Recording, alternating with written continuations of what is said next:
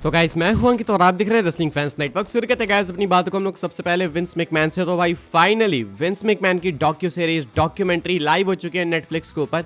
दोपहर 12:30 बजे भाई ये लाइव हो गई। मैंने वीडियो डाली उसके जस्ट बाद ये लाइव हो गई एंड रिलीज़ हो गई है। भाई अब आपने देखा है तो बताओ, रिव्यू बताओ अपने कि कितने देखा आपने, कितना देखा आपने एंड कैसा लगा आपको। मैंने अभी तक भाई 2 एपिसोड्स देखे हैं एंड सही बता रहा हूँ भाई, ये पिछले 1.5-2-3 महीने के अंदर सबसे एंटरटेनिंग चीज़ मैंने देखी है।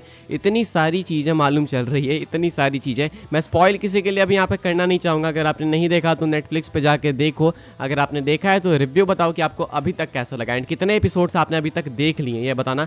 मैंने अभी तक 2 एपिसोड्स देखे भाई, एक बार 6 एपिसोड्स तो टोटल नहीं देख सकता, बहुत टाइम चला जाएगा, तो पार्ट बाय पार्ट देख रहा हूँ मैं। लेकिन अभी तक मज़ा तो बहुत आ रहा है, बहुत कुछ जानने को मिला है। तो मैं रिकमेंड करूँगा एज अ फ्रेंड आपको भाई कि किसी भी कंडीशन में ये डॉक्यूमेंट्री मिस मत करना। चाहे दोस्त के नेटफ्लिक्स पे देखो, चाहे सब्सक्राइब करके देखो, और भी कई तरीके होते हैं, जिस भी तरीके से देखना चाहो देखो, लेकिन देखो ज़रूर। बहुत कुछ आपको जानने को मिलेगा, बहुत मज़ा आएगा। सिर्फ 2 एपिसोड्स देख के मैं बता सकता हूँ मास्टरपीस क्रिएट करा इन्होंने, कुछ बहुत अधिक जानकारी मिल रही है। तो ये है भाई मेरे अर्ली रिव्यूज़। पूरा देख के मैं फिर से इसको रिव्यू करूँगा एक बार कि मुझे कैसा लगा कैसा नहीं। आपने देख लिया तो बताना कॉमेंट करके जरूर से। ब्रेकिंग न्यूज़ यही है कि विंस मैकमैन की much awaited documentary finally live हो चुकी है। आगे बढ़ते हैं गाइस, बात करते हैं अगली स्टोरी के बारे में जो कि फिनोमिनल 1 एजे स्टाइल्स को लेके। तो भाई एजे स्टाइल्स के फ्यूचर को लेके अपडेट है रसल वोट्स की तरफ से।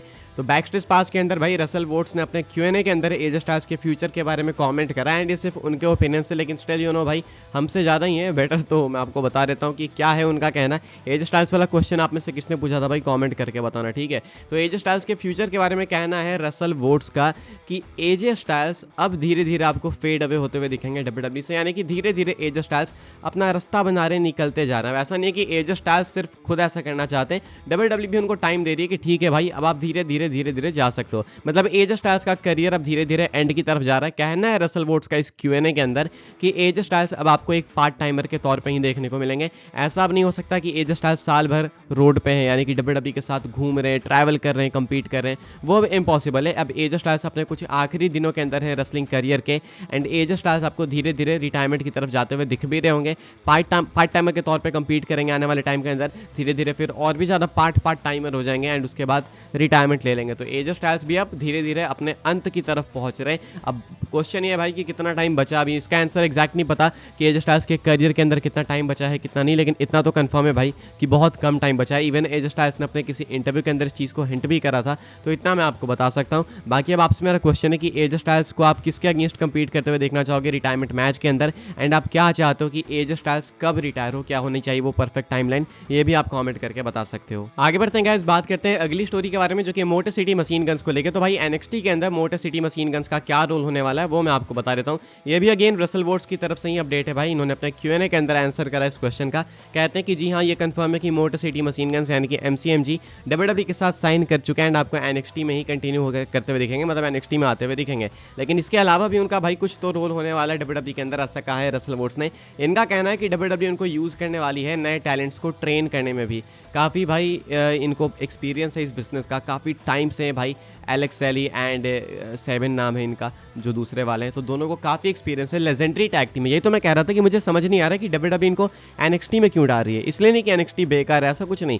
मेन रोस्टर पे भाई ज़्यादा लोग देखते हैं, तो आई थिंक ज़्यादा लोग इनसे कनेक्ट कर पाएंगे, जान पाएंगे, इनमें काफ़ी एक्सपीरियंस है, लेजेंडरी टैग टीम है, तो इनको सीधा मेन रोस्टर पर आना चाहिए था। खैर कोई नहीं भाई, ये पहले NXT से चालू करेंगे एंड सिर्फ NXT में कम्पीट करने के लिए नहीं होंगे, बल्कि ये नए टैलेंट्स को हेल्प भी करेंगे, नए टैलेंट्स को अपनी तरफ से अपने एक्सपीरियंस को शेयर करेंगे एंड उनको भी काफ़ी हेल्प मिलेगी इनसे, तो साथ में ग्रो करने में हेल्प करेंगे। ये कुछ बताना है रसल वोट्स का। तो ये इस तरीके से भी WWE MCMG को यूज़ करने वाली है। ये सेम पेंटागन जूनियर के साथ में भी कर सकते हैं। पेंटागन जूनियर के पास भी काफ़ी एक्सपीरियंस है, WWE उनको भी उस तरीके से यूज़ कर सकती है। लेकिन अभी तो भाई फिलहाल यही कुछ अपडेट है इनको लेके, MCMG को लेके, कि WWE इनको यूज़ करने वाली है। पेंटागन जूनियर का भी मालूम नहीं है भाई, अभी तो कंफर्म भी नहीं कि वो साइन हुए या फिर नहीं, बाद में अपडेट चेंज हो गई थी, तो देखते हैं आगे क्या होता है। मैं आपको बताऊंगा इन दोनों से रिलेटेड अपडेट। आगे बढ़ते हैं गाइस, बात करते हैं अगली स्टोरी के बारे में जो कि Roman Reigns and Cody Rhodes को लेके। तो भाई इनका मैच तो होने वाला है, आगे जाके 3rd मैच होगा अनडिस्प्यूटेड टाइटल के लिए, ये हम सबको मालूम है। वी ऑल नो दिस कि एक कंफर्म है, बस कब होगा ये क्वेश्चन है। अभी मैं आपको बता देता हूँ भाई, एक अपडेट है कि कब हो सकता है, इंटरनेट स्पेकुलेशन है, अपडेट शायद बोल भी सकते नहीं भी बोल सकते हैं। तो माना जा रहा है कि इनका मैच WWE किसी भी कंडीशन में, आई रिपीट किसी भी कंडीशन में, डबल कोट रेसलमेनिया 41 से पहले ही कर देने वाली है। किसी भी कंडीशन में इनका मैच रेसलमेनिया 41 में नहीं होने वाला है। WWE लगातार तीसरे साल नहीं करने वाली है इनका मैच, ये बताया जा रहा है। अब यहाँ पे एक चीज़ ये ये है कि अगर इनका मैच रेसलमेनिया 41 से पहले होगा तो क्या रोमन रेंस चैंपियन बनेंगे? इसका आंसर है most likely no, Roman Reigns champion नहीं बनेंगे। कैसे नहीं बनेंगे भाई? तो हो सकता है कि रॉक इंटरप्ट करे, रोमन रेंस चैंपियन ना बने, एंड देन आगे जाके रॉक कोडी होब या तो वो सीधा रेसलमेनिया में हो, नहीं तो इनका भी मैच रेसलमेनिया से पहले ही हो जाए एंड उस मैच में रोमन रॉक को कॉस्ट कर दे एंड देन रेसलमेनिया में रॉक वर्सेस रोमन हो। तो ये भी एक तरीका हो सकता है। बेसिकली घुमा फिरा के अगर सिर्फ हम लोग Roman Reigns and Cody Rhodes की बात करें तो भाई कोडी रोमन का जो मैच है वो आपको रेसलमेनिया में नहीं देखने को मिलेगा। तीसरा मैच अगर होगा तो वो रेसलमेनिया से पहले होगा, तो या तो वो क्राउन जूल में होगा आई एक्सपेक्ट, या नहीं तो रॉयल रंबल। ज़्यादा चांसेस रंबल के हैं बिकॉज अभी चांसेस है भाई कि सर्वाइवर सीरीज वॉर गेम्स में हो सकते हैं कोडी रोड्स, तो अगर वहाँ पे वो रोमन के साथ टीम अप करने वाले हैं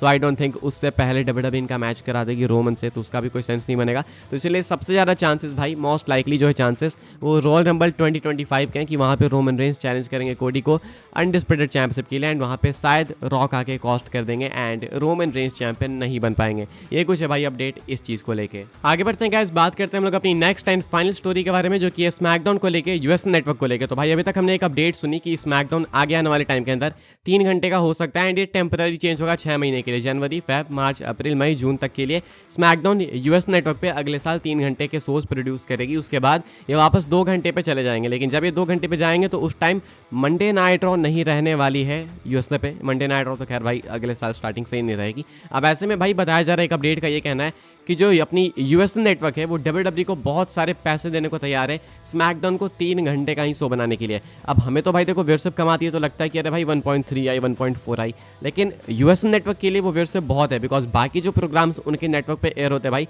वो इतना भी मुश्किल से ला पाते हैं। तो इसलिए उनको तो ये तो चाहिए बिकॉज ये उनका हाईएस्ट रेटिंग वाला प्रोग्राम है। डब्ल्यूडब्ल्यूई के इवेंट्स होते हैं भाई वो उनके लिए बहुत प्रॉफिटेबल है, तो इसलिए वो चाहेंगे कि एक तीसरा घंटा भी डब्ल्यूडब्ल्यूई ऐड करके रखे ताकि मंडे नाइट रॉ जब जाएगा भाई तो उसके रिप्लेसमेंट में स्मैकडाउन चाहिए होगा इनको, तो उसमें एक तीसरा घंटा चाहिए ताकि ये रेटिंग्स में बूस्ट आए, लोग एक और एक्स्ट्रा घंटा देखें इस शो को। तो इसीलिए भाई एक्सपेक्टेड है कि यूएस नेटवर्क काफ़ी सारे पैसे पे करेगी, डब्ल्यूडब्ल्यूई को ऑफर करेगी स्मैकडाउन के तीसरे घंटे के लिए। लेकिन सिर्फ ऐसा नहीं कि बहुत पैसे दे रहे हैं तो भाई स्मैकडाउन 3 घंटे का हो जाएगा। डब्ल्यूडब्ल्यूई को खुद भी कंसीडर करना होगा कि क्या हम लोग स्मैकडाउन के ऊपर एक और घंटे का शो प्रोड्यूस कर सकते हैं, क्या ये अच्छा डिसीजन होगा या फिर नहीं। बहुत सारे क्वेश्चंस आएंगे, उनको अपना रोस्टर देखना होगा, क्रिएटिव टीम को काफ़ी कुछ चेंज करना पड़ेगा भाई अपने बुकिंग पैटर्न को, तो उस हिसाब से ही देखना होगा। डब्ल्यूडब्ल्यूई सब कुछ देख के चलेगी तो देन जाके कोई फाइनल डिसीजन होगा एंड आई एक्सपेक्ट कि ये डिसीजन भाई डब्ल्यूडब्ल्यूई अप्रैल तक नहीं लेगी एंड उसके बाद हमें अपडेट आते हुए देखने को मिल जाएगी कि भाई ये आगे कंटिन्यू करेंगे 3 घंटे के शोज या फिर नहीं। तो वो जब कोई अपडेट आएगी तो मैं आपको बताऊंगा। फिलहाल मैं आपको इतना बता सकता हूँ कि जो अपनी यूएस नेटवर्क है वो एक्साइटेड है तीसरे स्मैकडाउन के लिए, आई मीन तीसरे घंटे के लिए स्मैकडाउन पे, एंड उसके लिए बहुत कुछ ऑफर करने को तैयार है डब्ल्यूडब्ल्यूई को। फिलहाल गाइस इस वीडियो के लिए बस यही सारी अपडेट्स थी। आई होप आपको इन्फॉर्मेशन मिली हो तो वीडियो को लाइक करें, शेयर करें, सब्सक्राइब करें चैनल को ताकि आने वाले टाइम के अंदर आपको और भी सही डब्ल्यूडब्ल्यूई की news updates time to time जानने को मिलते रहे। फॉलो कर सकते हैं आप लोग मुझे इंस्टाग्राम एंड ट्विटर पर, लिंक आपको मिल जाएगी डिस्क्रिप्शन में। ज्वाइन कर सकते हैं व्हाट्सएप चैनल को, उसके भी लिंक है डिस्क्रिप्शन में। मिलेंगे मैं आपसे अगले वीडियो में, तब तक के लिए goodbye, thanks for watching.